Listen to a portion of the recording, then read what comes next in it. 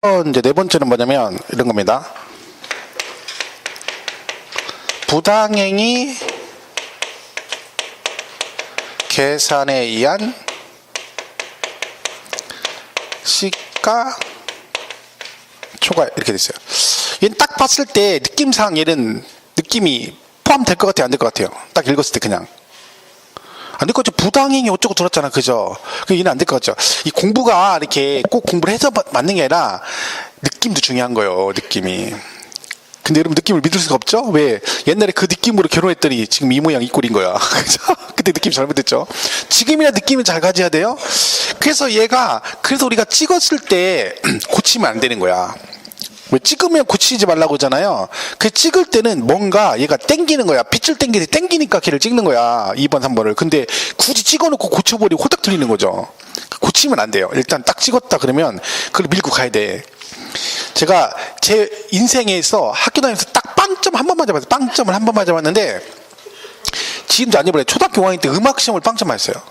그 남자들은 음악은 관심 없잖아요. 그 콩나물 대가리 관심 없어서 보통 찍죠. 그러면 40점대 항상 유지하거든요. 근데 그날따라 연필 굴렸는데 그걸 검사하는 거예요. 볼펜 동서남 보고 다시 검사해가지고 고쳤더니 빵점 맞은 거예요. 야, 그때 인생이 쓴맛을 봤네. 그래가지고 내가, 야, 이게 찍으면 고치면 안 되는구나. 그래도 아무리 연필을 그래도 보통 40점 유지, 평균 40 유지했던 걸 갖다가, 그걸 했는데 빵점 맞아가지고 선생님이 빵점 그래, 나 아닌 줄 알았다니까? 근데 자꾸 불러. 그때 너라고 임마. 그래서, 예? 그때 이제 빵점이라고요? 나 진짜 그때 충격이, 야, 음악은 진짜. 근데 제가 느낀 게 있어요. 제가 중학교 들어가서 음악을 맨날 100점 맞았어요.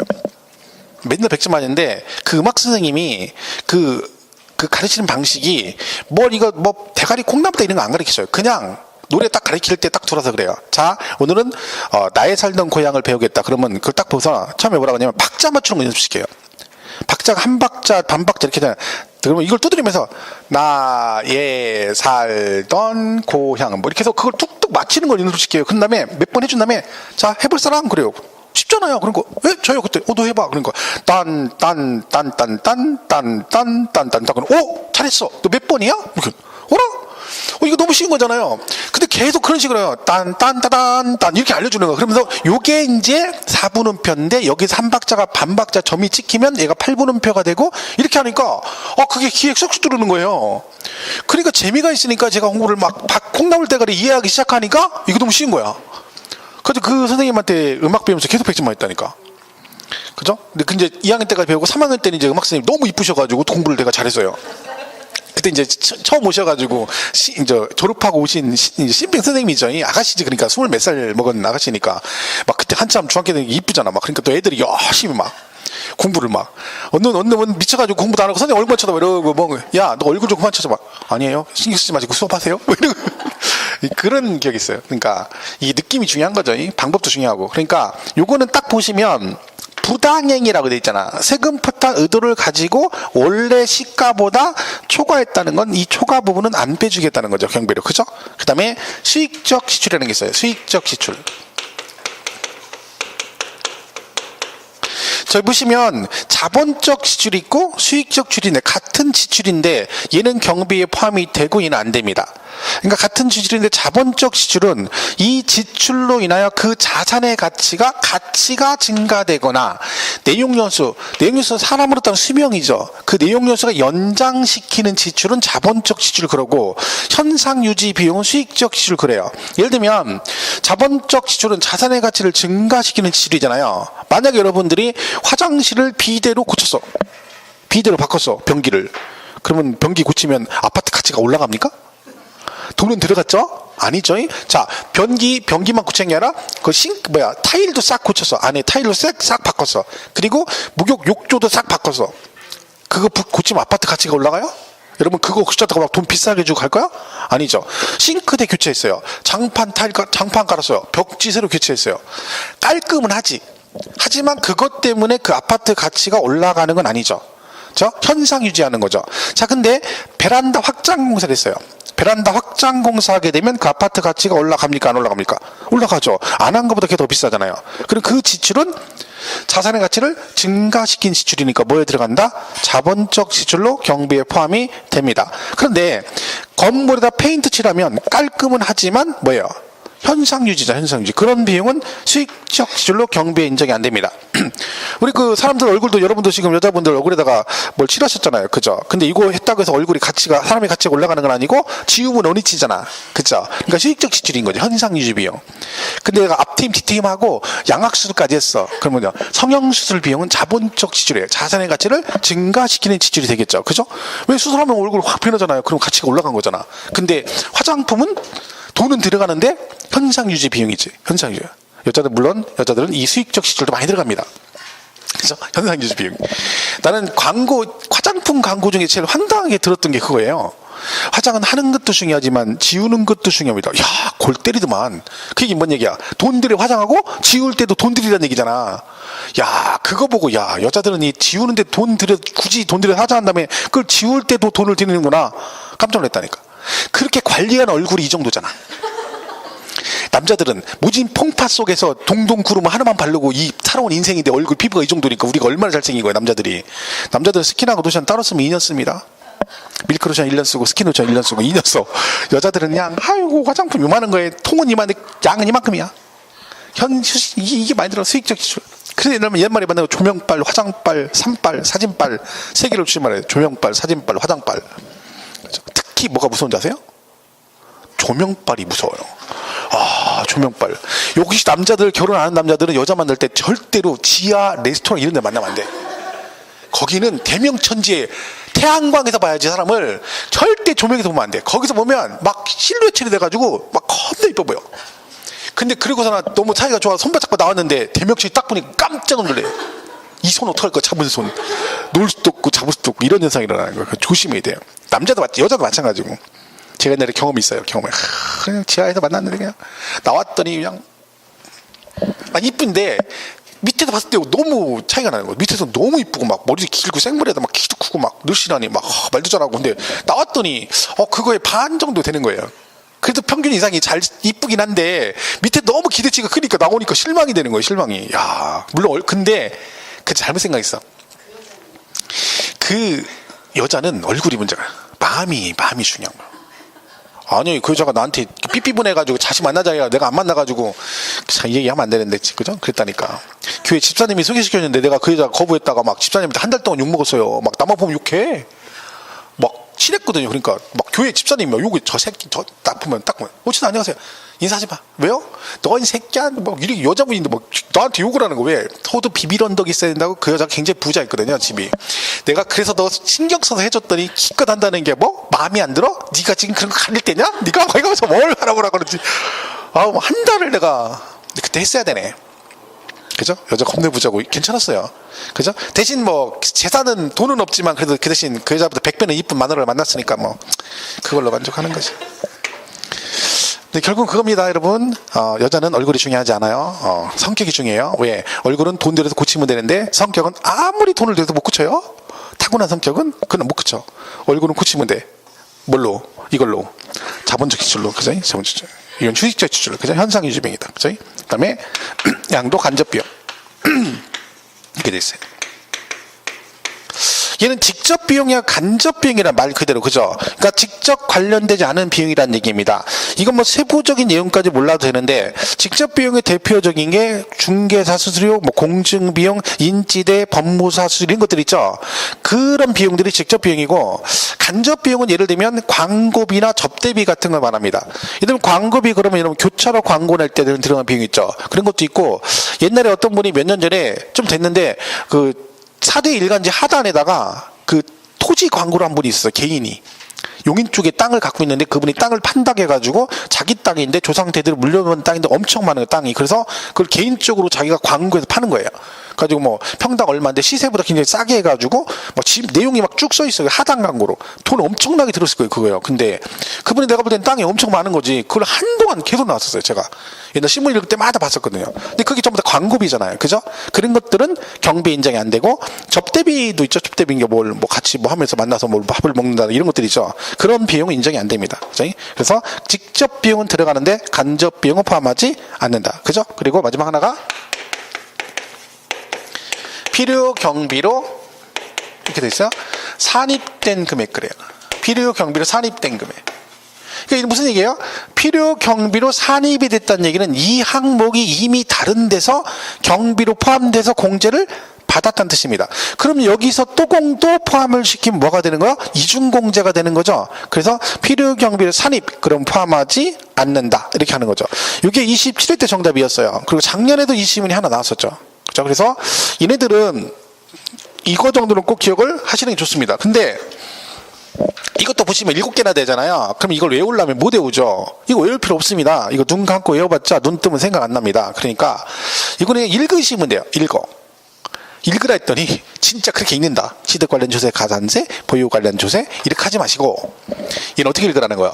취득 관련 조세는 들어가지만 가산세는 네가 잘못했고 너는 보유는 거래와 관계없으니까 포함이 안 되고 너는 연체했으니까 네 잘못이고 너는 세금 포타 의도를 가졌으니까 인정 안 되고 너는 현상 유지 비용, 너는 말 그대로 간접 비용, 그리고 너는 이미 산입돼서 공제 받았으니까 포함하지 않는다. 이렇게 읽으면 나중에 얘가 생각은 안 나지만 문제 풀 때 지문 보면 대충은 얘가 그렇구나라고 알 수는 있습니다. 예를 들면 이거 같은 경우는 딱 봐도 기억할 수 있겠죠. 지연이자니까 얘 포함하지 않지 왜 네가 잘못했으니까. 그죠? 그러니까 기책사가 본인한테 있어서 발생된 비용은 인정이 안 된다. 그런 개념으로 정리를 하시면 됩니다. 그래서 제가 볼 때는 필요 경비는 이거라도 꼭 기억을 하시는 게 좋습니다. 그래서 교재를 굳이 안 보시더라도 얘는 봐야 된다. 물론 여기서 좀 더 난이도 있게 나오면 그건 어쩔 수 없는 부분입니다. 그것까지 가만히 살려면 책을 다 외우는 게 제일 좋죠. 근데 우리가 그걸 신식으로 다 외우고 하는 건 무리니까. 그죠? 그러니까 그럴 바에는 차라리 이거라도 하는 게 낫다는 거지. 그죠? 얘들이 다 여러 번씩 시험에 나왔던 지문들이고 그러다 보면 시험은 나온 게 또 나오기 때문에 그렇습니다. 그러니까 그때도 정답이 얘하고 얘가 다 정답이었었죠. 그죠? 그러니까 그걸 쫙 기억을 해주시고요. 교재는 읽을 필요 없습니다. 저는 책을 안 읽어요. 이 부분은. 왜? 읽어서 설명하면 또 막 거기까지 또 뭐 한 줄 알고 막 봐요. 근데 중요한 건 하다가 포기해. 짜증나가지고 뭔 얘기인지 모르겠어. 그래서 나중에 부작용이 생겨서 얘도 안 해버려. 그래서 그러는 거예요. 그러니까 이거 먼저 한 다음에 나는 이건 완벽히 이해했어. 그럼 그때 가서 얘기하세요. 그죠? 그렇지 않으면 얘기는 볼 필요 없습니다. 자, 그래서 저거 정리해 주시고. 자, 그러면 그렇게 넘어가시면 되죠. 자, 그래서 슉 가시고. 나머지는 지금 볼 거 없습니다. 쭉 가세요. 나중에 다 3월 달에 나머지 할 겁니다. 그죠? 자, 그러면 이제 어디까지 가냐면 휙 넘어서 기준시가 어쩌고저쩌고 넘어가시고 341페이지로 가면 돼요. 341페이지. 자, 경비가 결정됐습니다. 그러면 이제 뭐가 있겠어요? 장기부요 특별공제가 있죠. 장기부요 특별공제. 자료를 보겠습니다. 얘는 이름이 장기 뭐라고요? 보유래잖아요. 보유. 이 말은 얘는 의무적으로 일정 기간 동안 보유를 해야 된다는 얘기네요. 그럼 이때 보유 기간이 몇 년이냐면 3년입니다. 그러니까 여러분이 장기 보유 특별공제 받으면 무조건 몇 년 이상은 보유해야 된다? 3년 이상. 그러니까 3년이 안 되면 공제가 안 되고요. 그리고 이름이 또 뭐라고요? 특별공제죠. 자, 특별이란 말은 무슨 뜻이에요? 다 해주는 건 아니다 그랬죠? 특별히 너만 해주겠다. 그러니까 공제 대상이 양도세 전체가 되는 건 아니라는 거죠. 자, 그런데 아무리 안 해줘도 무조건 해주는 건 뭐겠어요? 부동산은 뭐든지 무조건 들어가야 돼요. 왜? 우리가 배우는 게 부동산 세법이니까 개가 빠지면 안 되는 거죠. 그래서 당연히 뭐하고 뭐는 토지하고 건물은 무조건 들어가고 여기에 뭐가 있냐면 조합원 입주권이라는 게 있습니다. 그죠? 이렇게 해서 세 가지가 대표적입니다. 그러면 어떤 분이 물어보는데 주택은 아니에요. 주택은 당연히 됩니다. 주택은 토지 따로도 되고 건물도 따로 되니까 당연히 주택은 되는 거고요. 그리고 조합원 입주권이 됩니다. 자, 여기서 조합원 입주권이 나왔죠? 입주권. 이걸 한번 보겠습니다. 입주권. 자, 이게 뭐냐면 이렇게 건물이 있어요. 이게 갑 거예요. 근데 이 건물이 재개발이나 재건축이 들어가요. 여러분 좋아하는 공법에서 재개발, 재건축을 하려면 무엇을 반드시 설립을 해야 된다? 조합을 설립해야 된다. 조합. 희한하죠. 이런 걸 어떻게 잘한단 말이지. 조합을 설립해야 돼. 자, 그럼 이 갑이 이 재건축에 동의를 하게 되면 얘는 뭐가 되는 거야? 이 조합의 조합원이 됩니다. 이 얘기죠. 자, 그럼 이제 사업을 시행을 합니다. 자, 그러면 우리가요, 이 재개발, 재건축은 공법상 어느 법에 나오냐면 도정법에 나옵니다. 도시 및 주거환경 정비법의 재개발 재건축에 관한 사업 시행 절차가 나오죠. 근데 여러분 아파트 재건축이라는 게 말이 재건축이 그렇게 쉬운 게 아닙니다. 왜? 막 이해관계가 얽혀가지고 겁나 시끄럽습니다. 막 그 하다가 중간에 막 무산되고 싸우고 막 치고받고 싸우고 별짓 다 합니다. 왜? 이 이해관계 얽혀있으니까 그래요. 이게 쉬운 일이 아니죠. 그리고 막 시끄럽죠. 그리고 맨날 뭐 한다고 막 시끄럽고 막 프랭카드 붙고 막 그러죠. 그럼 예를 들면 뭐부터 결성해? 추진위원회 결성하죠. 조합 설립은 뭐 해야 돼? 추진위원회 결성해서 그게 애들이 동의 받아가지고 일정 동의 받으면 조합 설립인가 받아가지고 또 사업시인가 받고 막 하죠. 그러니까 경축이 많이 붙어요. 근데 그런 거 다 붙어봤자 소용이 없는 거야. 왜? 그 의미가 없고 뭐가 붙어야 되냐면 얘가 붙어요. 관리처분계획인가. 그죠? 이게 힘들게 왔죠, 여기까지. 그죠? 왜? 여러분 처음에 추진위원회 결성할 때도 여러분 좋아하는 공법 아까 조합 잘 맞히니까 한번 물어봐야 되겠네. 그 추진위원회 결성하려면 최소 인원이 몇 명 이상이 될까요? 몇 인 이상? 봐, 조합은 맞추는데 걔는 못 맞춰. 저 배울 때하고 지금 바뀌었나요? 저는 그때 5명 이상으로 배웠는데 5인 이상으로?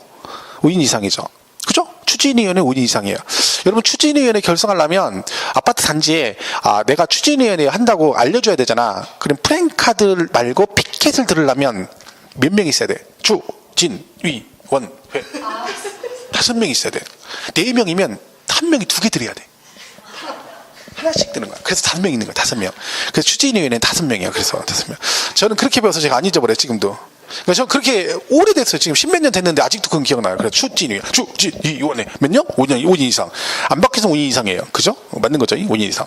자, 그게 이제 추진위원회죠. 자, 보세요. 그러면 얘가 관리처분계 인가가 떨어져야 사업 시행 절차가 행정 절차가 끝나는 거예요. 여러분 관리처분계 인가라는 것은 공사를 하기 전에 뭘 미리 정해요. 분양 여러분 신청해서 분양 설계를 하죠. 그래가지고 누구한테 몇 평 주고 나는 20평짜리 원래 살고 있는데 나는 나중에 완공되면 25평 받을 거야. 나는 40평짜리 살고 있는데 나 이제 둘이니까 30평 받을 거야. 이런 식으로 미리 다 신청하면 거기에 맞춰서 설계해서 미리 다 정해주는 거죠. 그리고 뭘 받아? 인가를 받아요. 근데 허가를 받는 거죠, 인가. 그죠? 그래서 요 인가 받고 나서 사업을 하는 거예요. 그리고 나서 공사 끝나면 여기서 정해진 대로 주는 겁니다. 미리 정하는 거죠. 그러니까 이게 떨어져야, 그러니까 여러분 이게 안 떨어지면 사업을 못 하는 거예요. 그죠? 그럼 이 인가를 어디서 받겠어요? 관리처분 인가는 누구한테 받아? 누구한테 받아? 정비법은요 다 시장군수요. 정비법은 다 시장군수요. 도시개발법은 대부분이 시도지사고. 그러니까 그게 제가 기억이 오래나는 게 그거예요. 도시개발법은 규모가 크잖아요. 막 100만 평 이렇게 택지개발 사업을 하는데 그걸 남양주 시장이 하면 안 되잖아요. 누가 해야 돼? 도지사가 해. 도지사가. 크잖아 규모가. 근데 남양주 호평동에 무슨 아파트 재건축하는데 경기도지사가 일일이 그 신경 쓰겠어? 그 짜잘한 걸? 누가 해? 시장. 그 정비법은 거의 다 시장군수예요. 정비법은 그렇고 개발법은 거의 다 시도지사. 물론 아닌 것도 있겠죠. 뭐 환지객 인가권자는 시장군수 예외적으로 뭐 그런 식으로 하는 거죠. 자, 그러니까 시장군수 인가 받았어. 그럼 이제 뭐를 해? 철거하죠. 그죠? 끝났으니까. 그럼 철거하면 갑이 조합원이잖아요. 근데 저게 없어졌죠. 그럼 조합은 얘한테 뭘 준다는 거예요? 저게 완공되면 다시 입주할 수 있는 권리를 준다. 그걸 뭐라 그래요? 입주권 그런 거야. 우리가 아마 전문용어로 딱지라고도 하고 막 그러죠. 딱지. 그죠? 자, 그러면 이 말은 지금 얘가 이걸 팔면 뭘 해주겠다는 거예요? 장기부여 특별공제를 해주겠다는 뜻이죠. 자, 근데 얘가요 여기서 여기까지 5년을 부여했고요. 여기서부터 여기까지 1년을 부여했어요. 자, 그럼 장기부여 특별공제는 보유기간 따라 공제율이 달라지잖아요. 자, 그럼 얘는 몇 년을 보유한 건가요? 6년이죠. 6년. 자, 그러면 얘가 6년에 대해서 장기부여를 해주느냐? 아닙니다. 자, 얘는 여기까지만 해줍니다. 5년만 해줘. 왜냐하면 원래 장기부여 특별공제는 부동산만 돼요. 부동산만 해줬었어요. 입주권은 부동산이 아니에요? 아니죠. 쟤는 뭐예요? 부동산을 취득할 수 있는 권리죠. 이는 원래 안 되는 거예요. 근데 이가 이제 몇 년 전에 개정되면서 해주기 시작했는데 왜 해주냐면 잘 보세요. 자, 이 입주권을 지금 파는 거죠? 자, 요 입주권 누구 겁니까? 입주권. 응? 누구 거요? 그러니까 누구? 아니, 누구니까 지금 뭐 가지고 설명하는 거 지금? 그 걔가 누구냐고. 갑이잖아, 갑. 나오는 갑밖에 없는데. 다행히 여러분은 누구는 을이랴, 을. 나 돌아버려. 있지도 않은 을이랴, 또 을. 을은 어디냐고, 누구냐니까. 그냥 언녀냐, 도대체. 아이, 갑자기 우리 와이프 생각나네. 맨날 누가 하면 언녀냐, 맨날 그러네. 언녀는 미친년이요? 맨날 그러죠. 누구랑 통화하면 언녀냐고 통화해서 언녀 만나고 왔어? 아이고 참 미친년 만났어. 됐어. 그죠? 그 갑 그죠? 갑이잖아요 이게. 그럼 갑이요. 이걸 은행에 파는 거죠. 근데 이 갑이 이 부동산을 팔고 입주권을 샀나요? 아니죠. 얘가 원래 이 부동산을 가지고 있다가 입주권으로 전환이 된 거예요. 그러니까 소유권 변동이 없는 상태죠. 그 상태에서 얘가 입주권을 얘한테 팔으면 얘한테 지금 장기보를 안 해준다는 얘기예요. 왜? 부동산만 되니까. 근데요, 얘가 집에 와서 가만히 생각해 보니까 내가 여기 있죠. 여기서부터 여기까지는 부동산을 얘가 가지고 있었잖아요. 그죠? 그걸 팔고 산 것도 아니고 가지고 있다 전환됐는데 장기보를 안 해준대. 그랬더니 왜 안 해준대? 부동산만 해준대. 그러면 그 논리대로 하면 여기까지 해줘야지. 왜? 내가 5년 동안 뭘 보유했어? 부동산 보유했잖아요. 그걸 해줘야 되는 거지. 만약에 내가 여기서 팔아버렸으면 나는 받았겠죠. 그죠? 그러니까 여기는 해줘야 되는 거야. 근데 여기는 안 해주는 게 맞아. 왜? 여기는 부동산이 아니고 뭐요? 입주권 상태니까 이건 안 해주니까 그 말은 이해하는데 여기는 해줘야 되는 게 맞지 않나요? 그죠? 그게 맞는 말이지. 그래서 이 입주권은 어디까지만 해줘요? 관리, 처분객, 인가일까지만 해줘요. 그럼 만약에 우리가 입주권 얘기 나왔을 때 장기 보유 특별공제 계산 시 보유 기간은 뭐라고 해야 맞는 거예요? 그 부동산 취득일로부터 입주권 양도일까지 그러시면 안 되고 관리, 처분객, 인가일까지라고 해야 맞는 거죠. 요거 하나 기억하시면 되고 또 하나는 얘가 이렇게 지금 매매를 했잖아요. 그렇죠? 그러면 얘는 장기 보유 받았죠. 을이지 을. 얘는 입주권을 산 거죠. 얘가 나중에 병한테 팔아요? 얘는 장기 보유 된다 안 된다? 안 되죠. 당연히 안 되죠. 얘는 부동산을 보유한 바도 없고, 그러니까 얘는 조합원으로부터 취득한 사람은 뭔다? 입주권을 조합원으로부터 취득한 얘는 된다 안 된다? 안 된다. 그러니까 입주권 얘기 나오면 두 가지는 기억을 하셔야 됩니다. 하여간 얘는 뭘 기간 물어보 어쩌고 무조건 관리, 처분, 인가일 이거 기억하시면 되고, 또 하나 뭐라고요? 조합원으로부터 취득한, 즉 승계 취득한 경우는 장기 보유 특별공제를 적용하지 않는다. 그죠? 요거는 기억을 해 주셔라. 요게 우리가 말하는 조합원 입주권을 말합니다. 그죠? 앞으로 계속 나오죠. 입주권 나오잖아요. 그럼 그건 다 뭘 말하는 거요? 이 재개발, 재건축, 조합원 입주권을 말하는 겁니다. 그러니까 요게 개념을 잘 이해하셔야 되는 거죠. 입주권 자체를. 이제 좀 이따가 또 세율할 때도 나오죠. 입주권 자체가. 저희 보겠습니다. 자, 일단 그렇고 얘가 안 되는 경우도 있어요. 뭔 안 돼? 미등기는 무조건 안 돼요.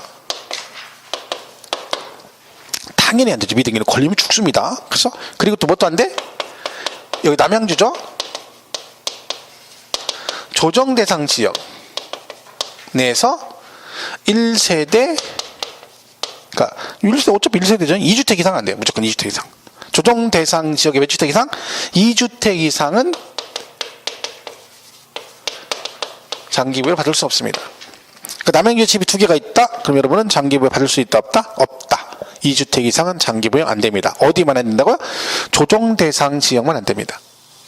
다른 지역은 되고, 그죠? 그리고 미등기는 지역 관계없이 무조건 안 되고, 그죠? 이 두 가지가 예외 규정이에요. 여기다가 얘는요, 거주자, 비거주자 다 받을 수 있어요. 자, 여러분 거주자를 뭘 거주자로 하죠? 우리나라에 주소가 있거나 1과세 기간 중 183일 이상 거소를 둔 자를 거주자라고 그래요. 둘 다 받을 수 있다는 얘기죠. 적용이 된다. 그런 뜻입니다. 자, 그러면 얘는 얼마를 공제해 주느냐? 공제율이 나옵니다. 일반적인 경우는 자, 몇 년부터 받는다고요? 3년부터 얘가 2%씩에서 6%를 해줍니다. 이게 개정됐어요. 원래 작년까지 3%. 올해부터 2%. 개정은 재작년에 됐는데 공제율이 줄었어요. 그 세금을 더 내게 되는 거죠. 반대로. 그죠? 그러다 보니까 유예기간 1년 준 거죠. 그러니까 내년 1월 2019년부터는 2%로 주니까 팔 거면 2018년도 안에 팔아라 해가지고 1년의 유예기간을 준 겁니다. 그죠? 근데 올해부터 파는 분들은 공제율이 2%로 바뀌었어요. 줄은 거죠. 그래가지고 쭉 가요. 15년 이상이면 얘는 몇 프로까지? 30%까지 받을 수 있어요. 아니 2%죠. 30%까지 돼요. 그러니까 작년에도 최대치가 30%였거든요. 근데 작년에는 3%씩이니까 10년만 되면 30% 받았는데 올해는 15년이 돼야 30%를 받을 수 있다. 이렇게 개정이 된 거죠. 그러니까 이건 잘 기억하셔야 되죠. 공제율이 2%로 바뀌었다. 그죠? 자, 여기에 또 뭐가 있냐면 1세대 1주택이 있어요. 1세대 1주택. 자, 1세대 1주택자. 자, 보세요. 1세대 1주택자가 장기부여 특별공제가 된대요. 그러면 얘가 보유기간이 몇 년 이상이어야 돼요? 3년 이상이어야 되잖아요.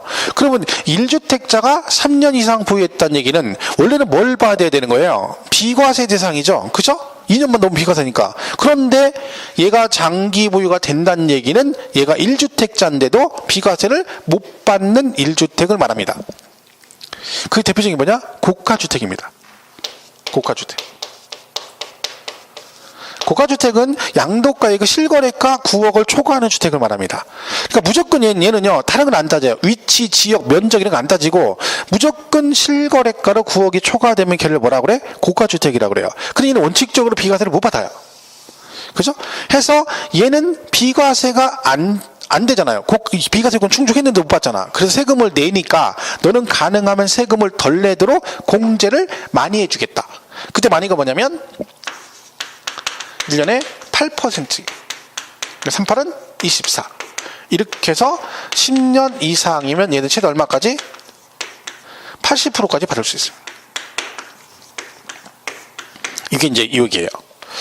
이게 이제 이런 건데 오늘 뉴스 보니까 그 무슨 뭐 세제 무슨 특인가 뭐 있는데 걔들이 뭐 해가지고 권고해가지고 기획시정부에 제출했는데 거기 보면은 이거 다 강화하자고 다 바꿔버리는 막 강화하자고.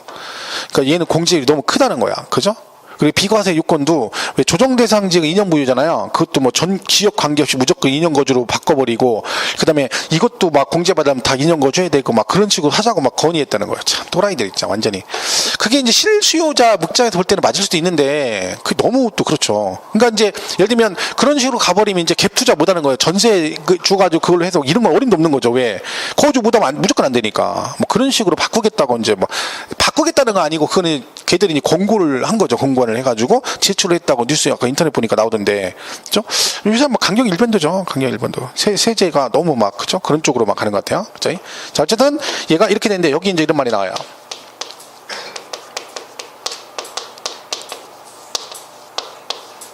자, 이렇게 됐어요. 자, 이 말 뜻 잘 보시고 대답해 보세요. 비거주자는 장기보유 특별공제를 적용하지 아니한다. OX. 비거주자는 장기보유 특별공제를 적용하지 아니한다. OX. 요게 이제 문제가 될 수 있어요. 그쵸? 이건 X예요. 왜요? 왜? 이거 된다고 했잖아요, 여기. 이거 된다고 그랬잖아요. 그러니까 이 말 뜻 이해를 잘해야 돼요. 이게 수업 들을 때 잘못 들으면 이걸 나중에 이 말을 기억해가지고 비거주자는 장기가 안 된다라고 생각하고 시험 보러 간 사람이 있어요. 그죠? 얘는 그런 뜻이 아니라 다 되는데 이 말 뜻은 뭐예요? 얘가 여기에 해당됐을 때 그 얘기죠.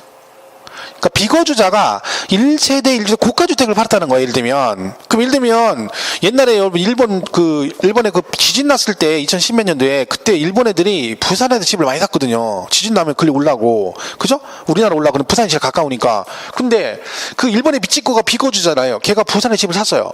비거주자야. 근데 그걸 사가지고 걔가 3년 정도 있다가 10억에 팔았어. 고가주택이잖아요. 그죠?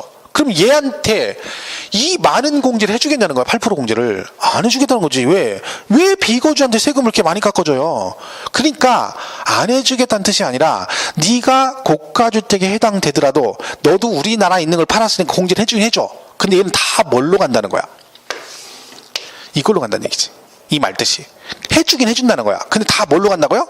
2% 공제를 적용한다는 뜻이지, 이 말 뜻이 비거주자는 장기보유 특별공제를 적용하지 않는다가 아니라 비거주자가 1세대 1주택에 해당이 되더라도 이 8% 공제를 해주겠다 안 해주겠다? 안 해준다. 그 얘는 뭘로 간다?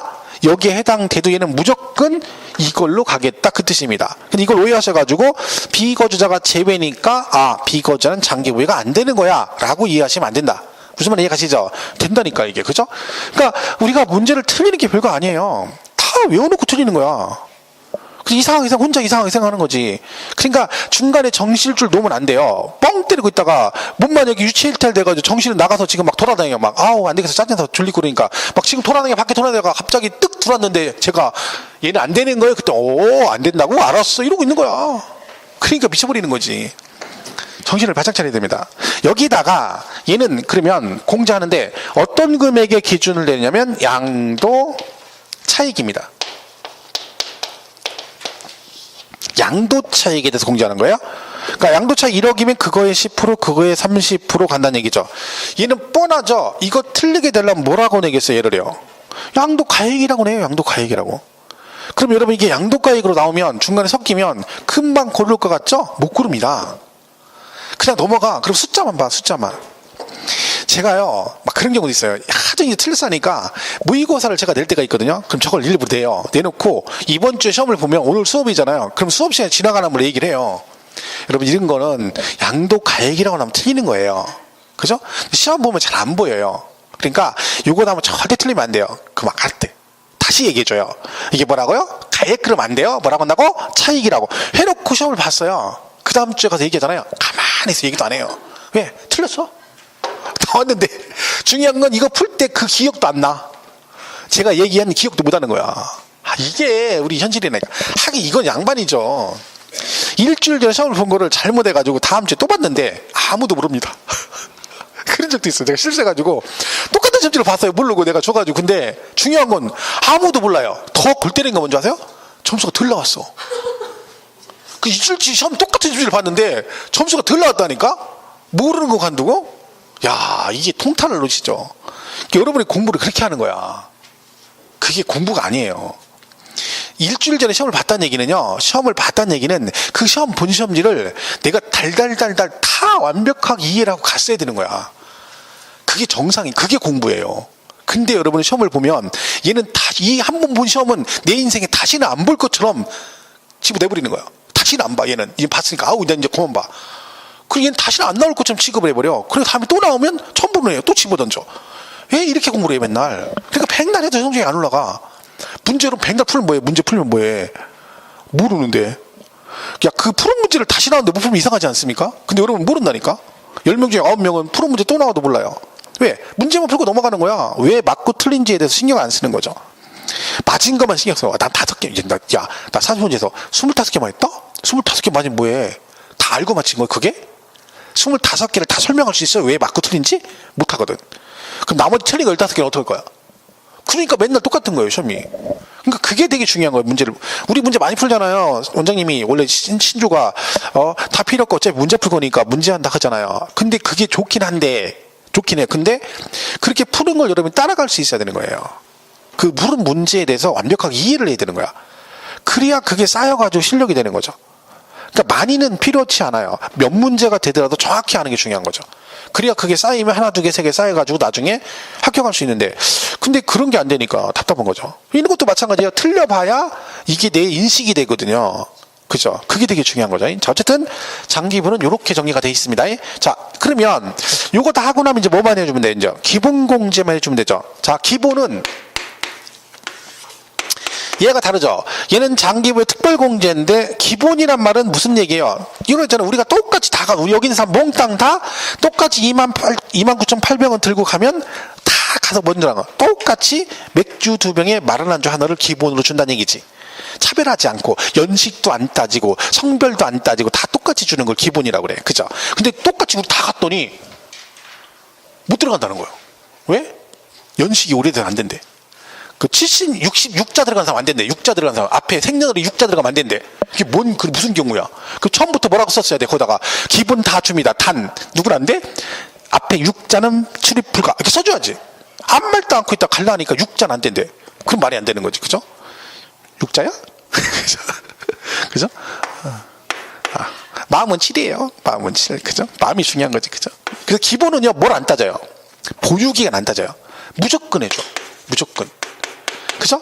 그리고 기본공제죠. 자, 쟤는 특별공제니까 대상이 한정됐죠. 얘는 기본이니까 안 가리고 다 해줘요. 그래서 얘는 양도세 과세 대상 전부가 공제받을 수 있다. 다 된다. 그런 거죠. 누구는 안 돼. 미등기는 안 돼요. 미등기는 무조건 안 돼요. 미등기는. 왜? 얘는 세금 포탈 의도를 가진 거잖아요. 그럼 얘는 무조건 안 되는 거야. 미등기는. 그러면 장기 보유와 기본 공제가 동시에 안 되는 게 뭐겠어요? 미등기예요. 미등기 둘 다 안 되는 거죠. 미등기는 비과세도 안 되고 감면 다 안 됩니다. 공제 다 안 되죠. 그죠? 그리고 얘도요. 거주자, 비거주자 다 받을 수 있습니다. 그 얘는 가만히 보면 묻지도 않고 따지도 않고 무조건 해준다는 얘기잖아요. 그럼 이게 무슨 나이나 생명도 아니고 무조건 해줘. 자, 얘는 뭐예요? 그러면 공제 금액이 상식적으로 많을 것 같아요? 작을 것 같아요? 작죠. 많으면 꼬치꼬치 묻죠. 그래서 얘는 이렇게 돼 있어요. 소득별 공제라 그래요. 소득별로 각각 1년에 250만 원. 자, 이때 소득별이 뭐냐면 이런 거예요. 토, 건, 부, 기. 그죠? 그리고 주식 등. 이렇게 돼 있어요. 그래서 이렇게 묶어요. 요 4개 묶고, 얘 묶고, 얘 묶고. 해서 이거 1년에 250. 얘 따로 1년에 250. 얘 따로 1년에 250. 요걸 뭐라 그래요? 소득별 공제라 그래요. 그러니까 소득별이라는 말은 이 그룹으로 3개의 그룹으로 묶어서 공제해 준다. 그걸 뭐라 그래요? 소득별 공제라 그래요. 자, 그러면 얘가 이제 이런 얘기죠. 예를 들면 1월 달에 토지를 팔았어요. 자, 공제 얼마 받아요? 250 받을 수 있죠. 2월에 건물 팔면 공제 받을 수 있다 없다? 없다. 그죠? 그러니까 이 각각 250이 아니에요. 이 따로따로 받는 걸 자산별 공제라고 그래요. 근데 소득별 공제 뜻은 뭐예요? 이 4개 합해서 한꺼번에 그것도 1년에 250. 그러면 토지가 250 받아버리면 그 해에는 얘네들은 누가 됐든 공제가 안 된다는 얘기지. 무슨 말 이해 가시죠? 그럼 얘가 만약에 이때 200을 받았어요. 그럼 건물 얼마 받을 수 있어요? 50 받을 수 있어요. 이 얘기죠. 3월 달에 주식 팔면 250까지 공제 받을 수 있고 파생 상품 선물 옵션이에요. 얘도 250 되는 거죠. 얘는 우리가 관계도 없죠. 사실 중개사원. 그죠? 그래서 이걸 소득별이라는 말을 잘 기억을 하셔야 돼요. 이게 이제 애매한 게 나중에 시험 문제에 뭐라고 나오냐면 양도소득 기본공제는 양도 자산별로 각각 연 250 이렇게 돼버려. 그러면 언뜻 읽으면 맞는 것 같아요. 근데 양도 자산별 그러면 안 돼요. 소득별 그래야 되는 거지. 자산별은 얘예요. 얘가 자산별이야. 그러니까 장기보유 특별공제는요 1년에 12번을 팔아도 요건 충족만 되면 무조건 받을 수 있어요. 계속 받을 수 있어요. 근데 얘는 아니에요. 얘는 묶어서 연 200, 그것도 1년으로 250이다. 그죠? 그리고 뭐라고 한다고요? 소득별 공제에서 요 2개를 잘 기억하셔야 합니다. 시험은 얘가 주로 많이 나왔거든요. 장기보유 특별공제가. 그죠? 근데 이거랑 얘랑 같이 묶어서 물어보는 경우도 있어요. 2개. 그래서 공부할 때는 같이 비교를 하시면서 가는 게 좋아요. 자, 예를 들면 이런 거 물어봐요. 대표적으로 뭐 이렇게 묻죠. 조정 대상 지역의 2주택 이상의 경우에는 장기보유 특별공제와 기본공제를 적용하지 아니한다. 이런 식이 되는 거지.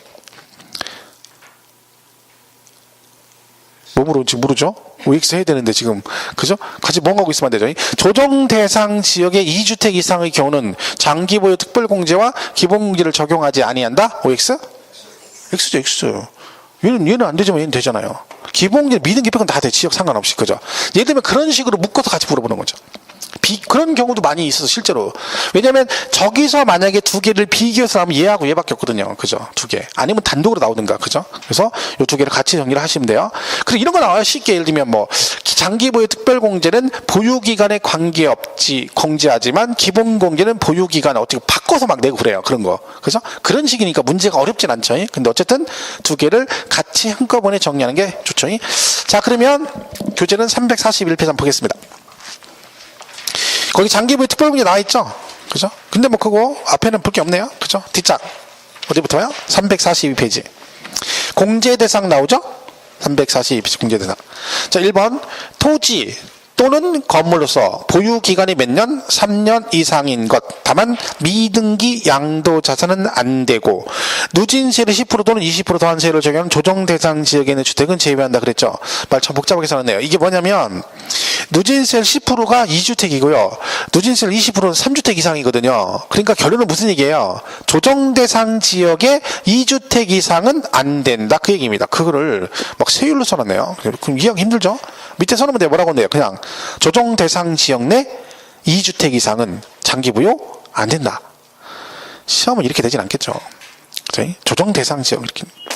양가로 2번 조합원 입주권 받을 수 있고 가로 안에 뭐라고 돼 있어요? 조합원으로부터 취득한 것은 제외. 이게 무슨 뜻인지를 아셔야 되는 거죠. 그죠? 조합원으로 취득한 것은 제외. 이게 뭔 얘기예요? 승계 취득은 안 된다는 얘기입니다. 공제 받을 수 없다. 그죠? 그 얘기죠. 공제 금액은 장기부의 특별 공제액은 그 자산에 뭐라고 돼 있어요? 양도 차익이라고 돼 있잖아요. 그죠? 양도 차익. 그리고 밑에 출친 거에 보유기간별 공제율을 곱한다. 그런 거 뭐? 양도 차익에 대해서 그런 얘기죠. 그렇게 보시면 되고. 밑에 표 있죠, 표. 그죠? 그 공제율 나와있죠? 일반 부동산은 2%인데 1주택자는 8% 공제 최대 80%까지 받을 수 있다. 그죠? 이렇게 되는 거죠. 자, 정리하시면 되고. 자, 그 다음에 넘어가서 4번에 보유기간 계산이라고 나오죠? 저기 양가로 4번에 뭐라고 돼 있습니까? 기존 건물과 그 부소 토지 취득일로부터 관리 처분 계획 등 인가일까지 기간이라고 돼 있죠. 그게 뭔 얘기인지 모르겠죠. 이렇게만 읽으면 지금 배웠으니까 그렇지 누군지 모르죠. 그 4번 옆에다가 그 보유기간 옆에다가 조합원 입주권 이렇게 써주세요. 조합원 입주권. 그래야 보면 알죠. 그러니까 조합원 입주권은 보유기간 계산을 어떻게 한다? 기존 건물 취득일로부터 관리처분 인가일까지 간다. 그 얘기를 하는 거죠. 근데 그게 그냥 써는 모르니까 옆에다가 입주권이라고 써주면 이해가 좀 빠르겠죠. 잡으시면 돼요. 그 다음에 양도소 기본공제 넘어가서 344페이지부터 보시면 돼요. 344페이지. 자, 이번에 공제 대상 및 공제 금액 나오죠? 양도소득 있는 거주자에 대해서는 다음에 소득별로 해당 과세 기간에 양도소득 금액에서 각각 연 250만 공제한다. 자, 거기 소득별 조심하시고요. 그 다음에 거주자라고 돼 있잖아요. 이거 가지고 가끔 저한테 질문하시는 분이 있어요. 거주자에 대해서 그럼 비거주자는 안 되냐? 됩니다. 근데 왜 이렇게 되냐면 소득세법에는 거주자로 돼 있고 시행령에 가면 비거주자도 거주자와 동일한 방식으로 공제한다 이렇게 써놨어요. 골때리 법을 이상하게 만들어놔가지고 결국 이 거주자는 누구도 포함하는 거예요? 비거주자도 되는 거예요. 그러니까 이거 읽고 또 기본금리는 거주자만 되고 비거주자 안 된다 이렇게 이해하시면 안 됩니다. 그죠? 그 아이 옆에다가 가로 안에다가 비거주자 포함 이렇게 써놓으면 더 편하죠. 공부할 때. 그죠? 안 헷갈리게. 안 그러면 거주자라고 하면 또 희한하게 또 이런 거 기억을 잘한다니까요. 책에 거주자만 된다겠다고 해서 나중에 비거주자 안 된다 또 이래버리니까 골치 아픈 거죠. 그죠? 자, 그리고 소득별이 1, 2, 3번 그거죠. 1번 묻고 2번 묻고 3번 묻고 1번은 미등기는 안 된다겠죠. 그러니까 미등기는 받을 수 없습니다. 공제 안 된다. 그죠? 꼭 해보시면 되죠. 공제 방법은 뭐 볼 거 없어요. 그건 지금 보면 헷갈려요. 그죠? 근데 거기 1, 2, 3번 있죠. 자, 그 중에서 1번은 놔두고 양가로 2번 있죠. 공제 방법에 장기보유 특별공제와 함께 미등기 양도 자산에 대해서는 적용되지 아니하나 별도의 공제 신청을 필요하지 않다. 그러니까 무조건 해주는 거죠. 근데 얘는 뭔 안 된다는 거야. 미등기 안 되고. 양가로 3번은 장기보유 특별공제는 3년 이상 보유한 토지 건물 또는 조합원 입주권에 한하여 공제되나 기본공제는 자산의 종류 및 보유기간에 관계없이 공제한다. 얘는 무조건 된다. 그런 뜻이네요. 그죠? 그러시면 되겠죠? 자, 오른쪽에 4번에 양도소득금의 계산특례라고 돼 있죠? 자, 그래서 앞에 뭐라고 돼 있어요? 고가주택의 양도차익 계산이라고 돼 있죠? 자, 이거를 간단하게 보겠습니다. 이 지금 한 거니까. 자, 얘는 이렇게 돼 있어요. 자, 만약에 여러분 집을 10억에 팔았어요. 그럼 무슨 주택이에요? 고가주택이죠. 자, 그러면 이 고가주택은 세금을 내야 되잖아요. 자, 그럼 양도세 계산 어떻게 하냐면, 자, 만약에 필요 경비가 5억이라고 쳐봐요. 5억. 그럼 이거 빼주면 되죠? 5억. 그럼 양도차익 얼마 나와요? 5억. 요게 뭐예요? 양도 차익이에요. 자, 근데요, 고가주택은 9억을 초과하는 주택을 고가주택이라고 그래요. 9억 초과주택을. 그죠? 그러면, 자, 어떤 사람이 갑은 이걸 9억에 팔고, 을은 9억 10원에 팔았어요. 자, 그러면 갑은 고가주택이 아니고 을은 고가주택이죠. 그죠? 1호만 넘어도 고가주택이잖아. 그러면 얘는 비과세되고 얘는 비과세가 안 돼요. 이 얘기거든. 그죠? 근데 여러분이 을 입장이면 열 받아 안 받아? 을 받죠. 왜? 내가 1세대 1주택 비과세 대상인데 10원 초과됐다고 해서 나는 세금을 다 내고 얘는 10원짜리 세금 하나도 안 내고 누가 봐도 불합리하다 해서 어떻게 한다는 거예요. 원래는 안 되지만 얘하고 형평성을 고려해서 너도 어디까지는 9억까지는 뭐 해줄게? 비과세를 해줄게. 그래서 고가주택도 9억에 해당하는 비율만큼은 비과세를 해줍니다. 해서 양도세를 어떻게 계산하냐면, 자, 이렇게 나왔죠. 그럼 얘를, 이거는 지금 10억 전체의 양도 차익이잖아요. 이걸 계속 이렇게 나가면, 순서대로 나가면 10억을 다 세금을 내는 거죠. 근데 아까 뭐라 그랬어요? 어디까지는 9억까지는 비과세 해준다고 했죠? 그래서 어떻게 하냐면, 얘가 지금 얼마에 팔았어요? 10억에. 그 중에 9억까지는 비과세 해줘요. 그럼 세금을 내는 건 10억 중에 9억 초과된 1억만큼만 세금을 냅니다. 그럼 어떻게 하는 거야? 요거에 10분의 9는 비과세 받고 세금을 내는 건 얼마다? 10분의 1만 내는 거죠. 그럼 얼마 나와요? 5천만 원. 그럼 얘가 뭐예요?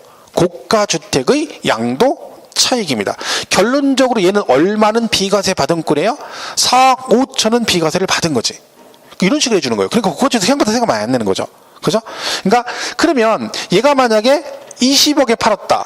그러면 양도차익 구한 다음에 20억 중에 얼마까지는 비과세, 9억까지는 비과세. 세금 내는 건 20억 중에 11억. 그럼 여기다 20분의 11을 곱해주면 되고 30억에 팔면 30분의 9는 비과세, 30분의 21은 과세. 이런 식으로 세금을 계산합니다. 그러면 요거는 어떻게 나온 거예요? 요게 뭐예요? 양도가액이죠. 그리고 얘는요, 그 양도가액에서 9억을 빼준 거지. 왜 9억을 뺐어요? 9억까지는 뭘 받으니까? 비과세 받으니까 그 얘기죠. 요렇게 계산하는 거죠. 그래서 얘가 이거죠. 그죠? 그러면 고가주택의 양도차익은 어떻게 구한다? 일반 양도차익에다가 양도가액분의 양도가액 마이너스 9억으로 구한다는 뜻입니다. 그죠? 이런 식으로 구한다. 장기부의 특별공제도 똑같아요. 여기 장기부 이렇게 나오겠죠, 얼마? 그죠? 그럼 얘가 세금을 10분의 1 냈으니까 공제도 똑같이 얼마만 받아야 돼? 똑같이 10분의 1 주는 거지. 공제 방법은 똑같죠? 일반 장기부의 특별공제 구한 다음에 거기다 뭘 곱해요? 양도가액분의 양도가액 마이너스 9억 이렇게 구한다 그런 뜻입니다. 이게 이제 고가주택의 양도차익 계산 방식입니다. 그죠? 그래서 그 식이 345페이지 거기 양가로 이번에 양도차익 나와 있죠. 거기 보시면 고가주택에 해당하는 자산에 적용할 양도차익은 일반적 양도차익 곱하기 양도가액분의 양도가액 마이너스 9억 간다는 거죠. 이렇게 보는 거죠. 사실은 이게 과거에 오래전에 시험에 한번 나왔어가지고 제가 계산 문제가 야 이거 한번 나오면 좋은데 그럼 이거는 풀만 하거든요. 개념만 이해하면 1분이면 풀거든요. 근데 작년 말고 재작년에 이게 나왔어요. 근데 못 풀어요. 왜? 이게 이렇게 푸는 게 아니라 이게 또 무슨 뭐 필요경비 계산공제 해가지고 막 계산한 다음에 거기다 이렇게 하는 거라서 오히려 더 복잡하게 나온 거지. 근데 나오긴 나왔는데 꽈가지고 나와가지고 어차피 또 못 푸는 문제였어요. 그죠? 작년에 문제가 양도세 안 나오고 취득세가 나왔죠. 작년에 취득세 계산 문제. 단순하게. 그게 옛날 14회 때 나왔던 시험 문제하고 똑같아요. 문제 유형이 똑같아요. 숫자만 바뀌고. 근데 그 취득세가 처음으로 나왔죠. 계속 양도세 나오다가. 또 어차피 계산 문제는 뭐 찍는다 그랬잖아요. 그죠? 근데 요거 정도는 기본적으로 알고 있으면 돼요. 이건 단순해요. 요것만 이해하면 돼, 이게. 왜 10분의 1을 하는지를. 그죠?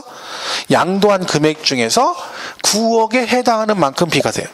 세금을 내는 건 나머지. 그죠? 20억이면 20분의 9는 비과세, 20분의 11은 과세.